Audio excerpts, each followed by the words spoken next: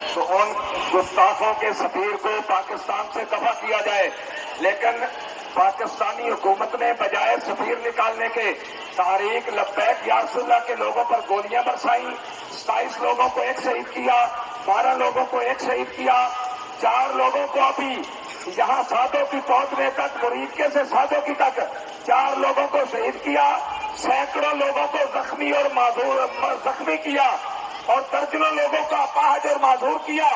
تو میں یہ کہنا چاہتا ہوں کہ پاکستان کی عوام اب سڑکوں پہ آ جائے، ظلم کی انتہا ہو چکی ہے، ایمان کا تقاضا یہ ہے کہ اب گھروں میں بیٹھنا غیرت کا تقاضا نہیں ہے۔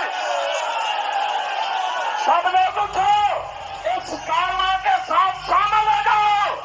یہ ناموس رسالت کارواں ہے، یہ عزت رسول کارواں ہے، یہ اپنے نبی سے وفا کا کارواں ہے، اس کے ساتھ شامل ہو جائیں۔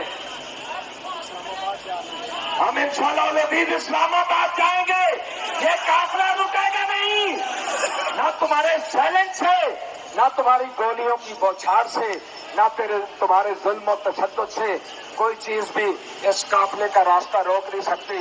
اے عاشقان رسول، صرف کھڑے ہو کر دیکھو ہی نہیں، پتہ نہیں زندگی کب ختم ہو جانی ہے۔ اٹھو، اس قافلے کے ساتھ شامل ہو جائے۔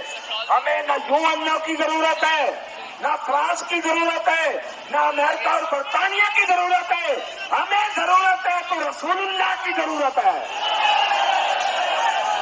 ہمیں ضرورت ہے تو اپنے آقا کریم کی نگاہ کرم کی ضرورت ہے۔